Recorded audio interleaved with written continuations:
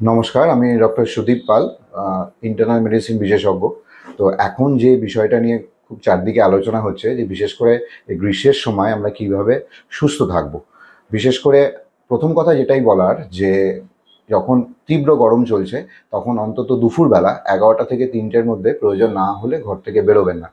এবং যদি আপনাকে বেরোতেই হয় তাহলে অবশ্যই খুব হালকা কালারের জামাকাপড় পরুন এবং ঢিলেঢালা জামাকাপড় পরুন। ছাতা ব্যবহার অবশ্যই করবেন এবং টুপিও ব্যবহার করতে পারেন। এবং সেক্ষেত্রে বলা যে যখন বেরোচ্ছেন তখন আপনি অবশ্যই সঙ্গে জল রাখুন। এবং এই সময় যে সিজনাল যে ফলগুলো পাই আমরা, সেই ফলগুলো আপনি যথেষ্ট পরিমাণে খান এবং গোটা দিন আপনি অল্প অল্প করে প্রচুর জল খান।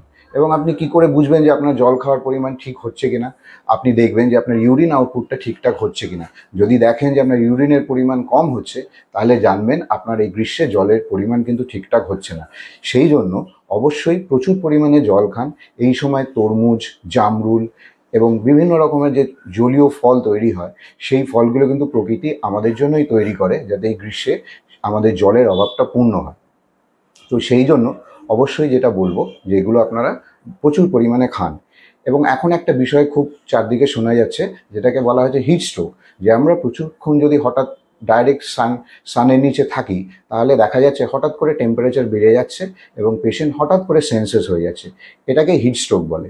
তো তাকে একটা জিনিস বলবার যে তাকে যত তাড়াতাড়ি সম্ভব আপনি হাসপাতালে নিয়ে যান, কিন্তু তার আগে তার গায়ে বা তার ঘাড়ে বিভিন্নভাবে যদি ঠান্ডা জল পাওয়া যায় ভালো, বা বরফ পাওয়া যায় তো আরোই ভালো, সেগুলো দিন। তাহলে তার টেম্পারেচার হঠাৎ করে যে আমরা কমিয়ে ফেলতে পারবো।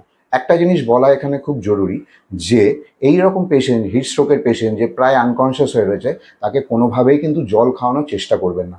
তাকে দ্রুত হাসপাতালে স্থানান্তরিত করুন। তাকে আইভি ফ্লুইড বা স্যালাইন যেটা আমরা বলি সেটা তাড়াতাড়ি চালু করতে পারলে তার কিন্তু সুস্থ হয়ে যাবে। এটা মনে রাখবেন যে হিট স্ট্রোকের পেশেন্ট কিন্তু খুব সিরিয়াসলি হঠাৎ করে তার প্রাণহানিও হতে পারে। তো সুতরাং দেরি করবেন না, তাকে ছায়ায় নিয়ে যান এবং তাকে বরফ জল বা ঠান্ডা জল দিন। এবং যেটা আমার বারবার বলবার বিষয়, যে এই সময় বাচ্চাদের বিশেষ করে রোদ থেকে দূরে রাখুন। কারণ বাচ্চাদের সারফেস এরিয়া তো কম কম হয়, তো সেই ক্ষেত্রে কিন্তু তাদের খুব তাড়াতাড়ি হিট স্ট্রোকের তারা সম্মুখীন হয়ে যায়। তো এই জন্য আমি বলবো আর একটা বিষয় যেটা আমি খুব বলতে চাই, যে আমরা এখন আশপাশে কলকাতা এবং বিভিন্ন জায়গায় দেখি যে আমাদের ছোট ছোট বোনেরা যখন ঘর থেকে বেরোয় তারা কিন্তু মুখ হাত খুব টাইটলি বেঁধে বেরোয়। এটা কিন্তু খুব বিপজ্জনক। আমরা ভাবি যে হয়তো আমরা যদি ওইভাবে ঢেকে বেরোই তাহলে সূর্যরশ্মি আমাদের গায়ে লাগবে না, কিন্তু আমরা জানি যে যখন আমাদের গায়ে রোদ লাগে তখন আমাদের গায়ে ঘাম তৈরি হয়, এবং ঘাম তৈরি হওয়ার জন্য ঘাম যখন বাষ্পীভূত হয় আমাদের বডি টেম্পারেচার আস্তে আস্তে কমে আসে। সেইটা কিন্তু বডি প্রোটেক্টিভ রেসপন্স। কিন্তু আমি যখন পুরোপুরি ঢেকে যাচ্ছি তখন আমার যে টেম্পারেচার সেটা কিন্তু ভিতরেই থেকে যাচ্ছে এবং খুব দ্রুত টেম্পারেচার বাড়ছে, এবং এটা কিন্তু হিট স্ট্রোকের সম্ভাবনা খুব তাড়াতাড়ি বাড়িয়ে দেয়। তো সুতরাং ঘর থেকে তো বেরোতেই যদি হয় খুব ঢিলেঢালা জামা কাপড় পরুন, সাদা বা খুব হালকা রঙের জামা কাপড় পরুন, ছাতা ব্যবহার করুন, প্রচুর জল খান। তাহলে কিন্তু এই সময় আপনি খুব সুস্থ থাকতে পারবেন। এই কটা মাস আপনি খুব সুন্দরভাবে থাকতে পারবেন।